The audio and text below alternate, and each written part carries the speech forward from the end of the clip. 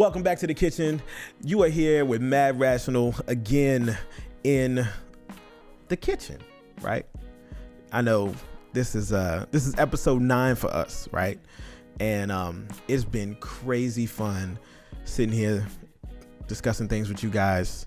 These guys disagreeing with me at everything I say. But man, look. Let me go ahead and introduce the squad just in case this is your first episode logging in, right? So to my right, we've got Arthur Yves, Art for short. You got me, Brandon, aka Twitch for Life. And to my left, you've got Lance, aka MrBroadcast. MrBroadcast 2018. My man. But we are back again. We're back again. I got some things I want to talk about that I just did this last week that was super extra fun. We've got a track by one of our close artists we work with, Benji from the LPC right here out of Slidell, Louisiana. His track Back to Cali. And then we'll just be talking about the season that we're in, the carnival season, Mardi Gras, baby. Mardi Gras, because, we right outside of New Orleans, so we partay. We don't party, we partay. Right? Am I right? Am I wrong? There were never was and never will be a king like me. King Zulu 2018. All right. There it is. You heard it here first. And so you'll notice that we've got some decorative things going on for Mardi Gras. Decor. Some decor. Decor. Right? We've got some Zulu coconuts, right? Zulu. It's really fun to say that word.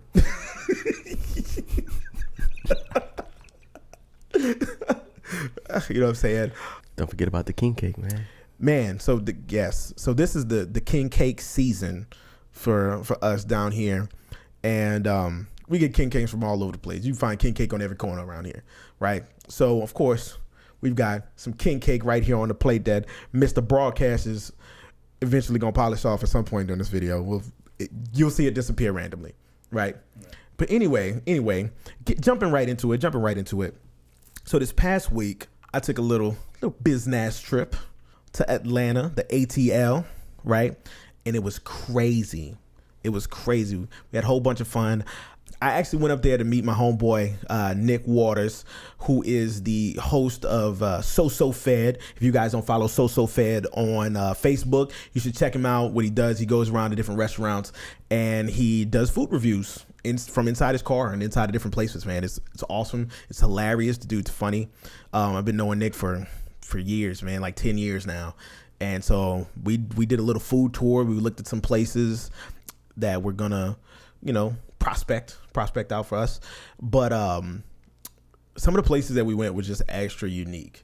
You know what I'm saying? Like, I got a real tour of the area from like Atlanta to Decatur, Douglasville too. And it wasn't your typical Atlanta tour. Like, we didn't go and see the big tourist stuff. No, we walked down the street to some great places. We had this tea shops. We went to breakfast spots. We went to lunch spots. We tried burgers of all different sorts, shapes, and sizes. It was amazing, right? Yeah. So we're walking down the street. We went to some great places, and I think I love it there. I really didn't want to come back home, honestly. Like, I was there and it was live. Right? Like, yeah, man. It was it was pretty special, like I was there for like 4 or 5 days, something like that. And day one, I got there. I probably like showed up there like 9:00 at night, and I get to Nick's house, and he was like, "Hey, you want to chill? Or you want to go and grab the first place we're gonna eat?" I was like, so this dude's about it, right? And so the first place we go is this place called Bar Taco, right? And first thing to note about this place like Bar Taco, it's a really cool looking spot. Like, you walk up to it, it just looks real chilled. You're like, man, I can really chill in this place. You know what I'm saying? And then you walk up to like where you're supposed to be seated, and there's a sign there that says, "We have a cashless register." They do not take cash, which is crazy for us because future. Yeah, like everywhere here takes cash. Mm-hmm. Matter of fact, everywhere here prefers cash, right? So anyway, go past that.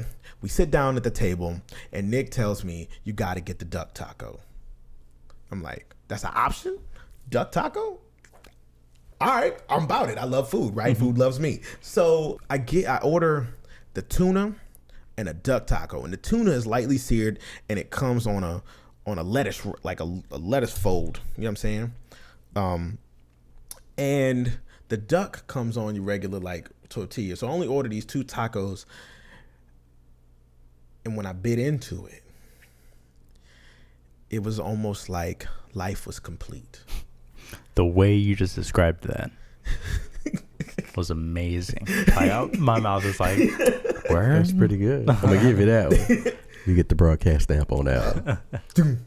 Broadcast stamp. It was incredible. I bit into it and I stopped, and I had to like look at the food. You ever bit into something so good you had to look at it? Oh yeah. You had to just be like, why are you blessing me like this? Just blessed every part of my soul, my inner being. It's amazing. Mm-hmm. So that was like night 1, was at this bar taco place. After that, he was like, yo, you want to go to another restaurant? I'm like, another restaurant? We about to eat again? Because, I mean, that was like appetizers, right? Mm. So we walk up and down the street, and we quickly realize that nothing is open. I didn't even tell you the part about we parked on top of somebody's roof. Yeah, it's like there's parking like on roofs and stuff out in that area. It was like real cool, which is not like what we have out here in the city, right? Mm-hmm. You know, they build out, they build up. It's amazing. So day 2 comes, and the craziest thing happens on day 2, like the morning.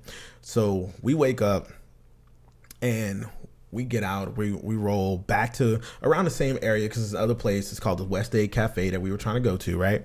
We walk into the West Aid Cafe, and the dude that's at the host podium is losing his mind.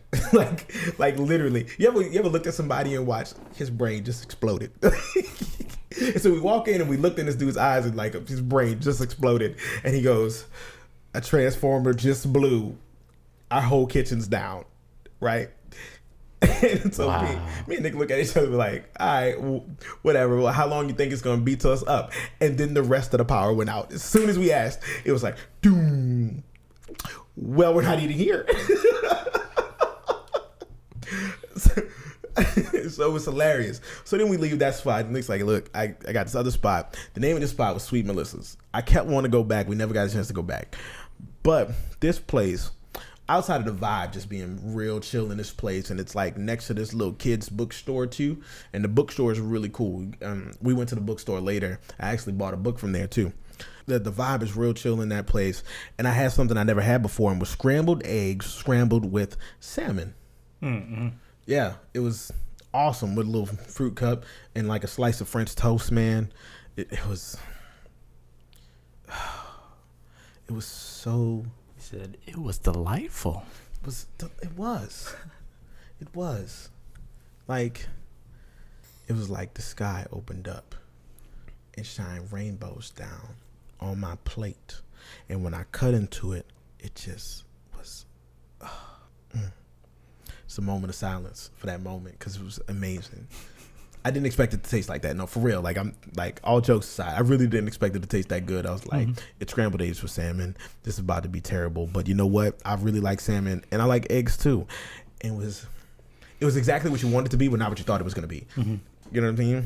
So anyway, there's a bunch of other like cool moments, but I think the coolest moment of all, while I was down there, like walking through shops, it's 2 cool moments back to back, right? So we walked into this other bookstore, right? And we walked into the other bookstore. There was the girl working in the bookstore, and immediately, like, me and Nick are very like, we're what you call it, extroverts when we're together. Like, you know what I'm saying? My introvert side completely goes away. We're extroverts together.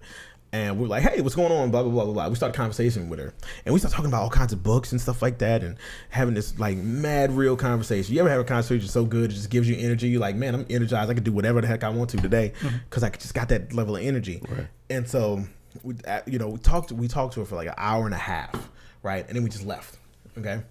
And then when we left, feeling energized, Nick walked past this shop, and he's like, man, I've been living here for like 6 years, and I'm never going in this place. You want to go in this place? I'm like, I'm about it, right? And we go in there, and it's the shop that sells honey. The name of the shop is the Savannah Bee Company, right? They have honey that's of all taste and colors, and it's incredible, right? Matter of fact, this is some of the mead from this honey shop that we're sipping on right now. This is Tupelo Blossom mead, right? And the reason it's got a flavor is the bees are like they're monopollinated. I hope I said that right. Monopollinated. So they only pollinate one type of flower, which gives the honey a specific type of taste, right? And this stuff is extra good. It's for real. It's super good. But anyway, being in this place, I bought a couple bottles of honey. The honey's extra expensive for honey. It's like $25 a bottle for like honey, you know? Yeah. I mean, specialty honey. I've had something like that. I'm about to buy like 3 bottles of this honey because it's extra expensive and good. I'm just sipping on some honey in my tea. Your honey in your tea. That's right. He's got Tupelo Blossom honey tea. So, $25 honey. $25 honey In my tea right now. in the tea. Matter of fact, the honey straws were like $7 or something. And they have... It's that bougie honey. It's bougie honey, right? And I'm about it. Like, I'm about bougie things. I like It's nice delicious. things. Oh, yeah. It is, right? But everything about the trip was crazy. And then we went to our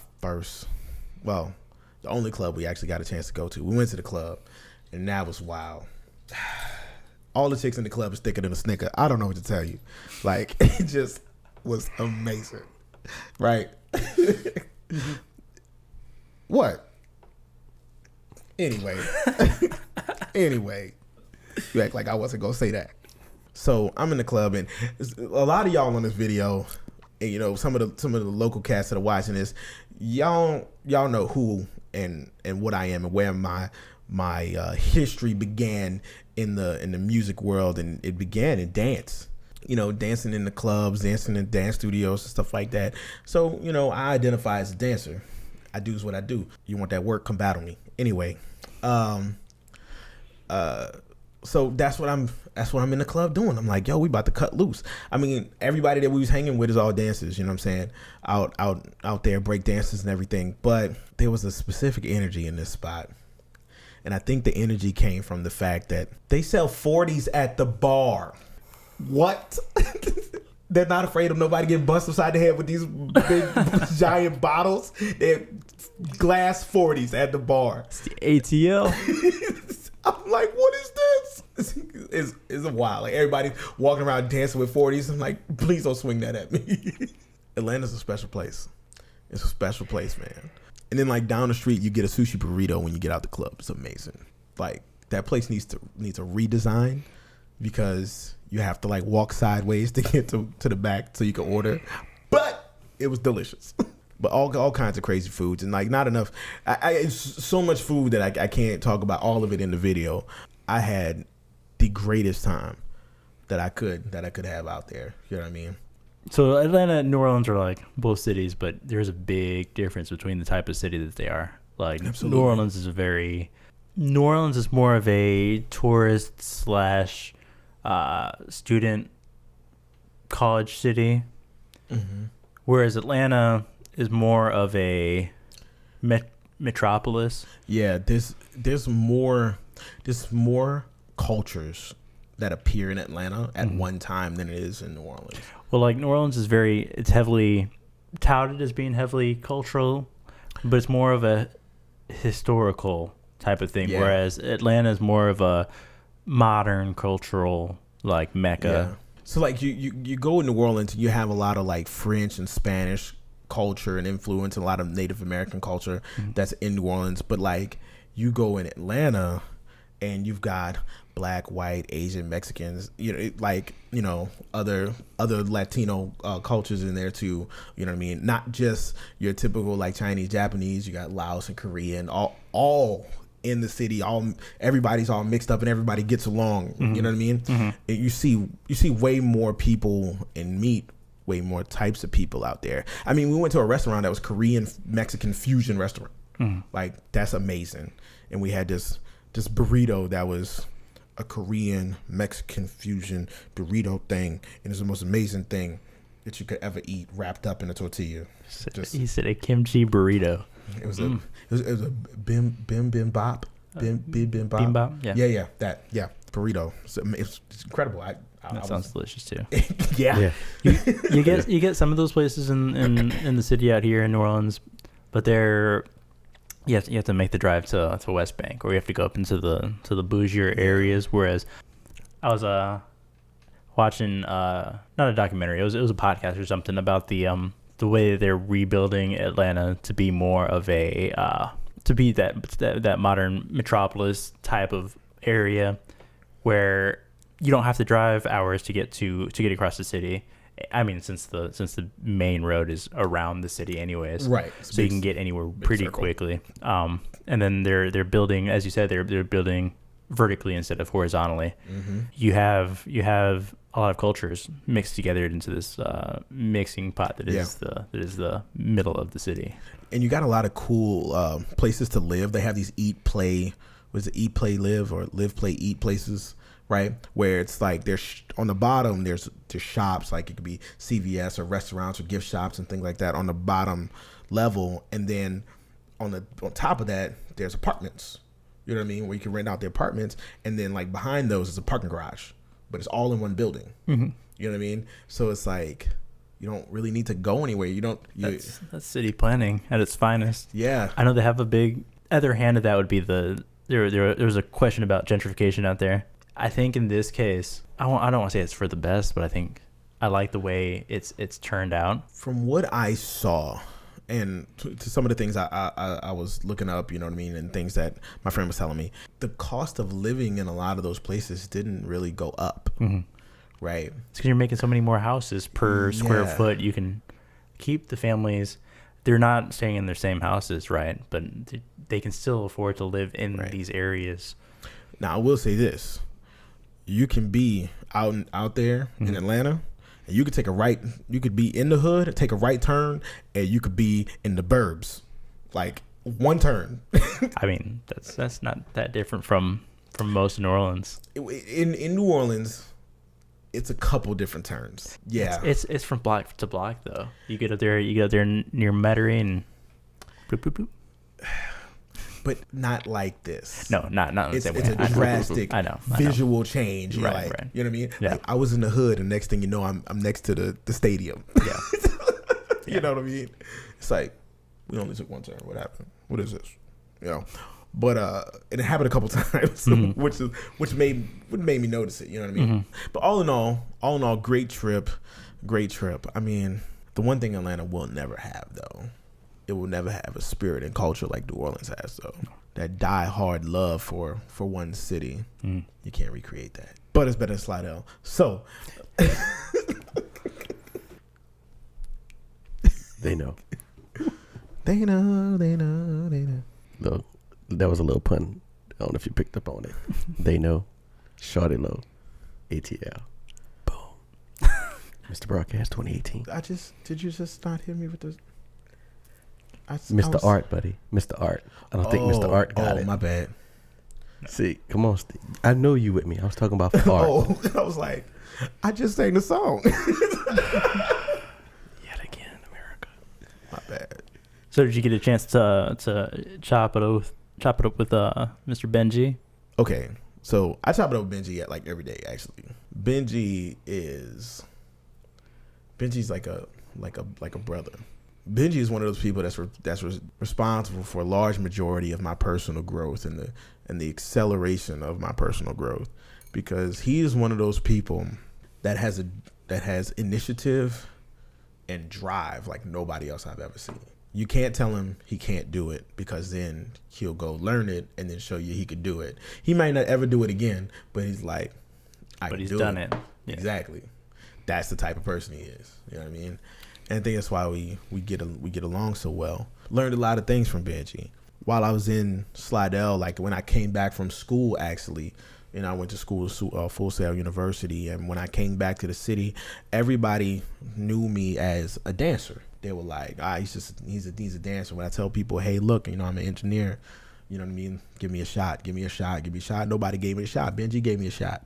At that moment when I'm like, nobody's gonna give me a shot doing this. Benji gave me a shot doing his single Up All Night that he did before he went to Cali, which is kind of crazy because the song Back to Cali that we're gonna review is talking about, part of the song is talking about the meeting of us. And I think it's in like the third verse. He mentions the meeting of us doing the single before he went out to Cali and me having it mixed in 4 days so that he could perform it out there on the tour. You know what I mean? And that's how we met. That which is why I wanted to do this track, because this track is literally a story of how the meeting of the masters happened. You know what I mean? With that said, let's listen to this thing. Mm-hmm. Y'all about that? Y'all wanna check it out? All right, throw it up.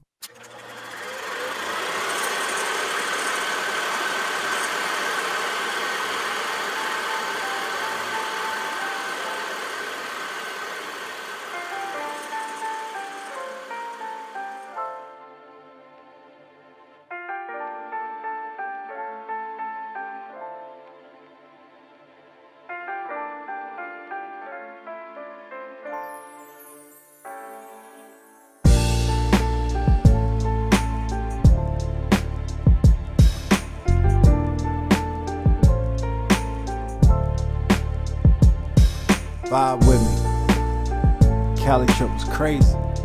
About to take y'all back.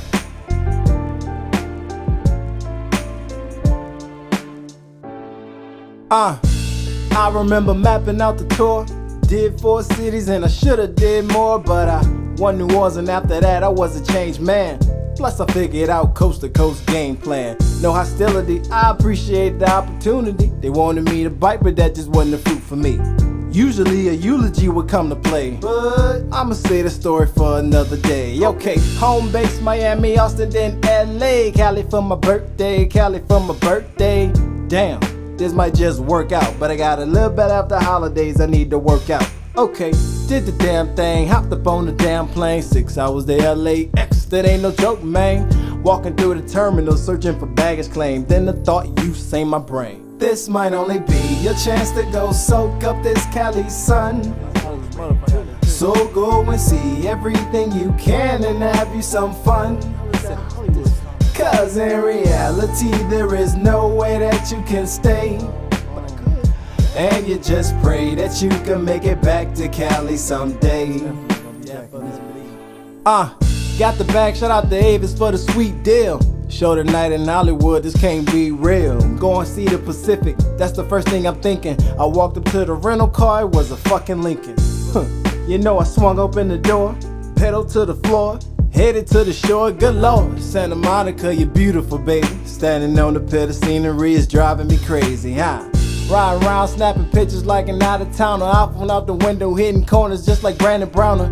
In my cool demeanor, hit them all up in Cavina. Copped the fit quick, but had to split the Graza getting meaner. Saw it Chipotle, so I was like, okay. Never had them before, so I just had to know. Slaughtered it, then I hit the hotel high up on the hill. Got a massage, then I had to chill. This might only be your chance to go soak up this Cali sun. So go and see everything you can and have you some fun. Cause in reality there is no way that you can stay. And you just pray that you can make it back to Cali someday. Hopped up, styled by MJ, so I got dressed so fresh and so clean. Yes, feeling like the fucking best. Headed to Hollywood, never thought I'd say that line. Not in my lifetime, wasn't in my right mind. Had to smarten up, about to blow the market up. Had to get my hair right, so I got that Ford started up. Something ain't right, I don't know why my stomach is tight. I got a new song, I'm in Cali and I turned 27 at midnight. Fuck it, killed it and some producer came my way. In retrospect, I should've curved him cause I'm still feeling played. Next day hit the studio with Coast to Coast to drop a track. But if you pause the story in real time, I still ain't heard back. Held my head high and gave him dap and proceeded to leave. Parts of the story is why you see the chip through my sleeve. On a good note, I got in and out before I had to go. Then I got on a plane back to the mighty N.O. Your chance to go soak up this Cali sun. So go and see everything you can and have you some fun. Cause in reality there is no way that you can stay. And you just pray that you can make it back to Cali someday.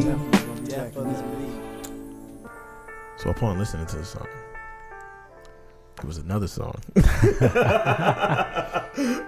But no, this is exactly the song that I wanted to talk about. So like, okay, doing this gives you a unique opportunity as an engineer to go back and critique your own work, like, you know, months and years later.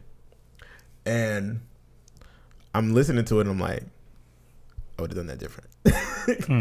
Like certain parts of it, you know what I mean? Like, you know, you over critique your work. That it's never perfect, you know what I mean? Which is good. That's where growth comes from. Yeah, for sure. And I think you have to get to a space mentally where you're not embarrassed to talk about, you know what, I maybe I should have done that different. Maybe I did make a mistake. You know what I mean? Which is really great. You know what I mean? And I actually get to hear you guys talk about it more than I talk about it, because I think that's way more beneficial. Talk about what you guys hear in the track than just what I hear, because I've heard this track a million times. And I mean, I love the track. I love the track. Quick history on the track. The track was actually not going to make the album. Because right before we recorded this track, Benji had actually moved to Atlanta. It was hard for us to get back together to record it. And because we recorded it once and we didn't have all the equipment that we have now. And then I got all the equipment after the track was recorded, and I was like, we have to re-record it. And he was like, wow, we're just going to drop it from the album. And then he ended up making a trip out here, and we got a chance to re-record this song. And it went from being the worst song on the album to like my favorite song on the album, actually, after it was re-recorded. So there's a lot of history in this album, a lot of stories, a lot of things to talk about, but I really want to hear what you guys have to say about it more than what I have to say about it, honestly. So just starting to breaking it down, just from, if we're just talking about the beat, I really like the tempo and the flow of the beat, and how he mastered his flow to the beat using a very smooth, wrenched rhyming scheme. And what I mean by a wrenched rhyming scheme is he didn't force any of his words. He didn't, I guess a simplistic way to say it is, he didn't force any words to become new words just to make it rhyme. Mm-hmm. He didn't create any sense of non-traditionalism in his vocabulary to fit the tone of a song talking about California. He stayed true to who he was talking about another place. And I think sometimes we get certain folks who work heavily in trying to conform to another culture's area just to make a song about that area, instead of just paying homage to it by saying what it meant to them to be there. Or sometimes the other side of that is you get folks who don't take the time to understand where they are and create a non-understanding sense of it in their rhyming, and so they overindulge in things that they see commercially to make it more than what it is. And so then it doesn't become true to those folks who were there, in the sense of the movie culture of New Orleans, where it's, I'm going to New Orleans. Have you been to New Orleans? Or everybody talks like they're from Lafayette. They mix that up with being from New Orleans, you know? Yeah, we're considered part of the Bayou, but New Orleans is not in the Bayou. Right. And I think he made sure to stay true to himself, talking about being and visiting another place. He treated it like he was a tourist, instead of trying to embrace the culture of somewhere that he has no right to embrace in that form. Yeah. So for sure. With you. I mean, I know you've listened to this track a bunch of times. You jammed out to it a few times, not only in the production of it, but also in the completion of it as well.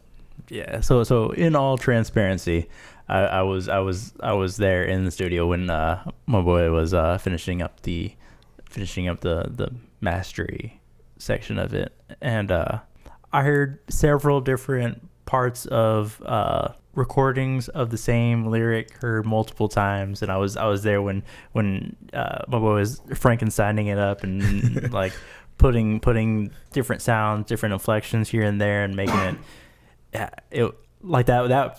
First of all, that was my first time in a studio watching that process, and it was beautiful. And then to hear what came out of it, to hear the I know you were putting in like filters and patches and things on different sounds to make them sound a little different. You had that the beginning of the track has like a record sound. Yeah, like crispy. It's a bandpass filter. Yeah, it was beautiful. Just the whole process was great.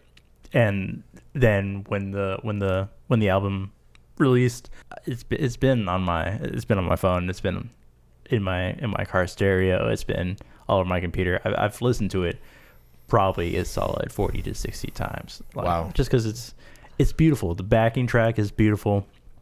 What he's got to say is beautiful. As you said, he's not forcing anything. It's his real. It's an account of his experience in a new place.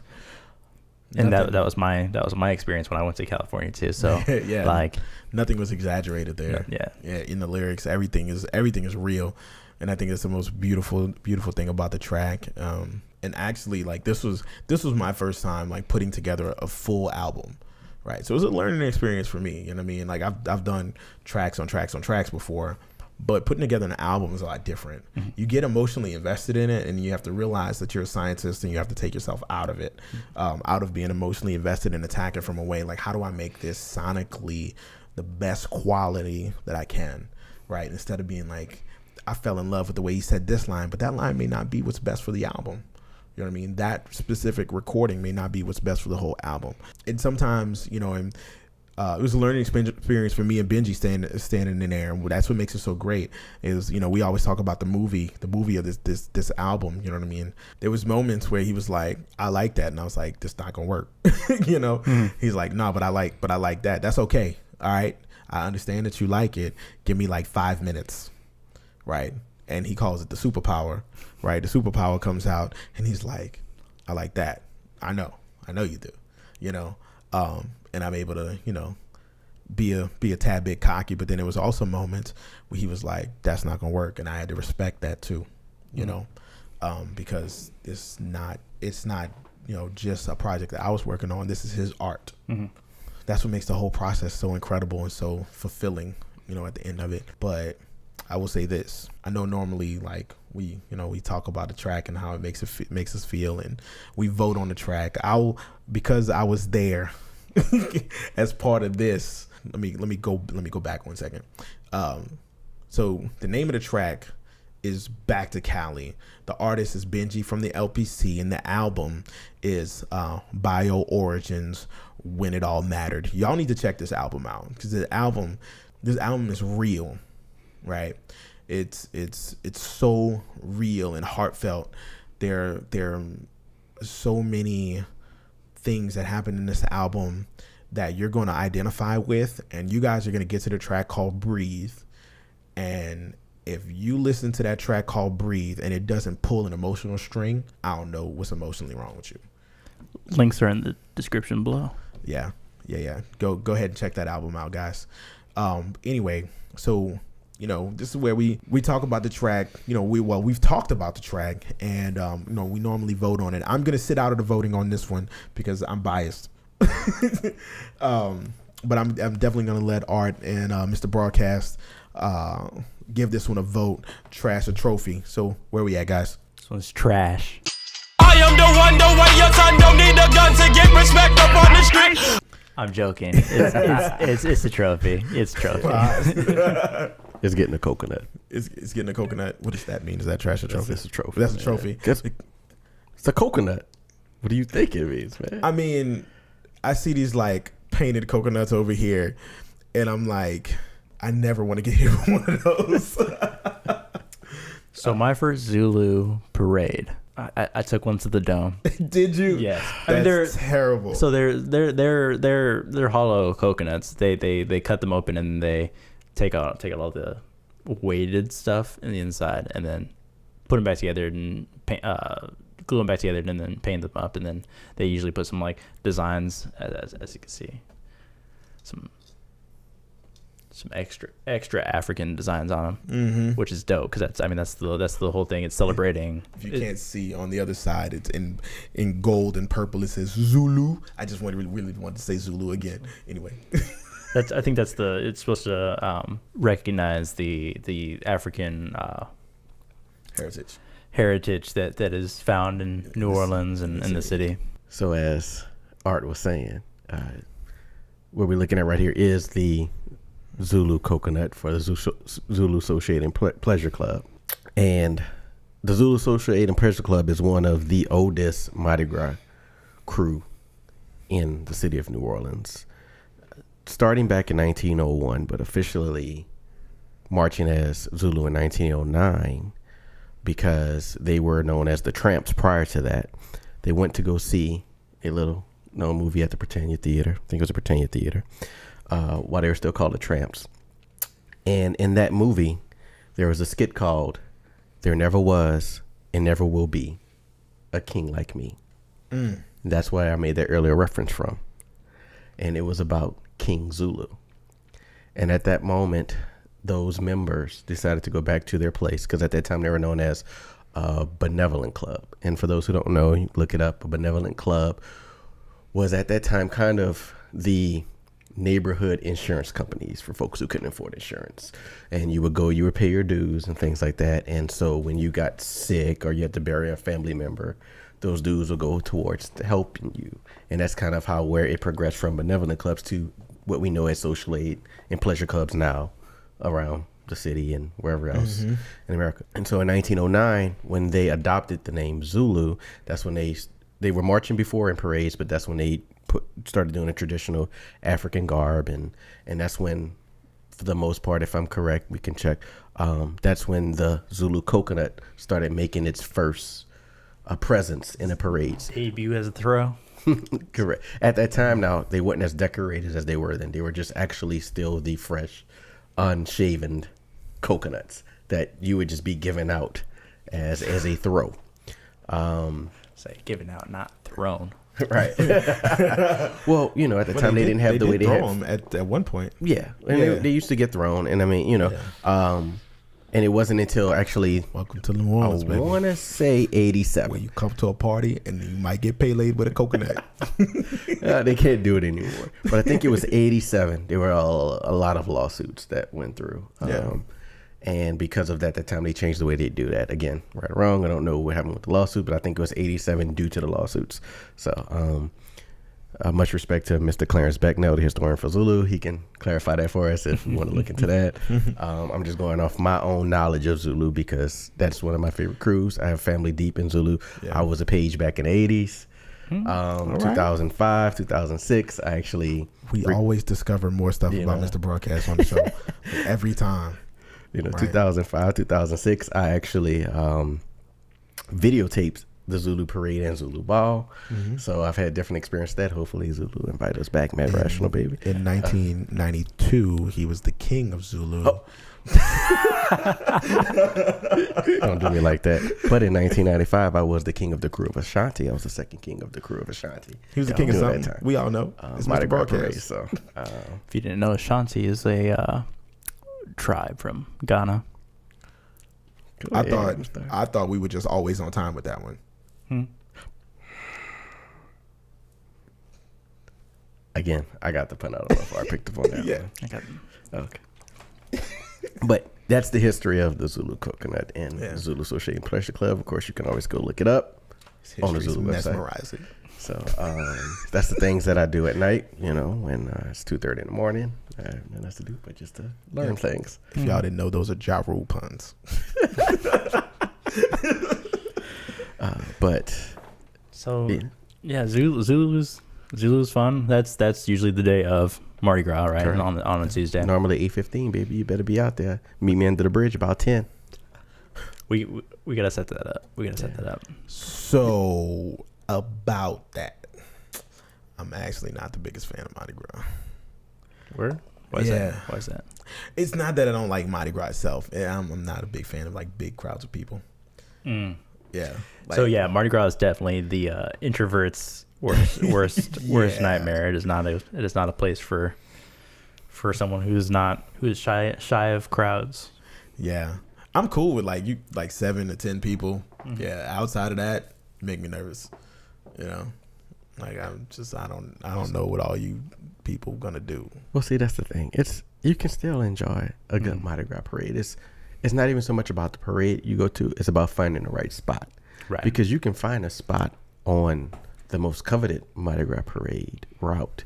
But if you know the exact spot to go where you don't have to worry about feeling crowded and suffocated and still enjoy yourself. Without the tourists. It's not really like crowded and suffocated. It's more or less all my alerts are 100% on. And it's hard to enjoy anything when you're like looking all around for everything that could be off. You know what I'm saying? Mm-hmm. So it's just like when all the antenna go up, it's hard to just enjoy stuff. It's just like I'm not afraid of crowds. I'm just extra cautious. That is something to be said. A real thing to be said about the parades is as you get with any big group of people getting together, it does attract a certain negative element. And so just to be aware of that. I mean, you have that with just about any parade in the city, any parade in most cities. You could have the occasional like pickpocket to the occasional like. Yep, rig your wallets in your front pockets. Just don't bring them. I mean, that's kind of what's fun about the New Orleans parades is that you don't have to buy anything. You don't have to go out. You don't have to bring your gold and chains and stuff. You can just go and enjoy yourself. Nobody's looking at you. They're looking at the parades, which people spent all day to like paint and make these amazing floats. So he's not lying about don't bring your jewelry because you'll be wearing this stuff. Yeah, you know what I mean. They'll give you plenty of jewelry. You'll get plenty of jewelry. You get plenty of wacky nonsense toys. Right, you might get a coconut or two. They're really cool. If you have a cup, they throw cups in the beginning, and if you have a cup with you, they can fill it up as they go past. That's fun.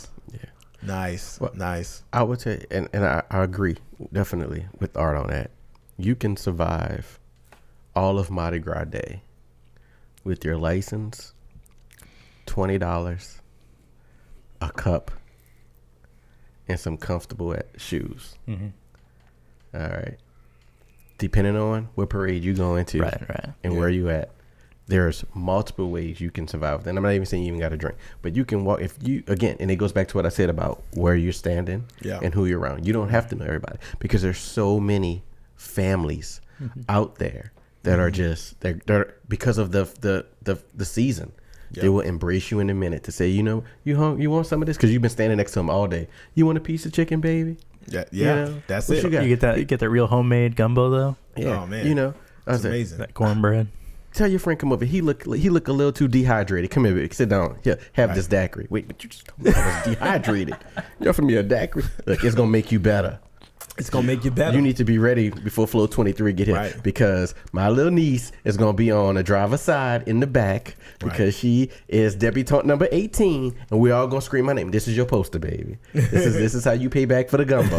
You're gonna hold up a poster and you're gonna scream her name for me. There it is. Because I gotta watch the food. There it is. All right. There it is. You know. I will tell you this: if you're going out this Mardi Gras season, right, and you're picking your spot. Pick the spot next to the porta potty. That's all I'm letting you know. Do not pick the spot next to the porta potty. Pick the spot next to the porta potty because you're going to have to go to the bathroom at some point. Ladies and gentlemen, do not listen to the person who does not like Mardi Gras. You do not pick the spot next to the porta potty because that's where everybody's going to stand to get to the porta potty. Make sure you have a clear line of sight to that porta potty. To be fair, make a map. Mark out the spot of the porta potty. Get that in your mind. Know where your entrances and exits are. Just normal. Either that or bring a bottle. That's all you got. Once again, ladies and gentlemen, do not listen to the gentleman who does not like Mardi Gras. I don't know what happened to him when he went to Mardi Gras. I don't know if he thought he was at Mardi Gras, but was like at the boat parade. The Rex, the early Rex. He was at the Thanksgiving Macy's Day Parade or something. He was not at Mardi Gras with these stars behind. Okay, you hear them telling jokes. I'm being real with y'all. They telling jokes. They're not preparing you for the real stuff. When you got to go, you got to go. That's all I'm saying. So also most of the shops around the area will be more than happy to let you in and use the restrooms. Okay, all right. Go ahead. Don't make a plan. When was the last time you went to Mardi Gras? Don't worry about that. Don't make a plan. This year. This is your year. My year to what? Stay home and watch it on TV. Go to Mardi Gras. Yo, we're going to Bacchus. We're going to Mardi Gras B 2018. We're going to Chewbacchus. Mardi Gras B 2018. That's his name right there. It's going down. And with that, we're gonna close out this episode of The Kitchen. Once again, thank you guys for joining us in the kitchen and chopping it up with us. Look, remember, if you like this video, go ahead and hit that like button below, right? If you want to see more of our videos, go ahead and hit that subscribe button, and make sure next to the subscribe button there's a little bell. Hit the little bell so you can know when the video drops on Wednesdays at noon. Central time, by the way, right? And also remember, all we doing is talking here. We just having discussions, no arguments or debates. And if you guys want to join in the discussion, go ahead and leave your comments below. We read every comment, and we love when you guys join in. All right. This has been Mad Rational in the kitchen, signing off for the day. Boop. I remember mapping out the tour. Ladies and gentlemen, I need you to meet Brandon underneath the bridge on Mardi Gras. Y'all know what I'm talking about. I'm not gonna be underneath nobody's bridge. I'm not. And with that said, I'm not gonna be under nobody's bridge. Under the bridge. I'm not gonna be When Southern stops to play, look for him, the right side. I'm not being under. I'm not gonna be under the bridge. It's not happening. I'm not. Don't. Anyway.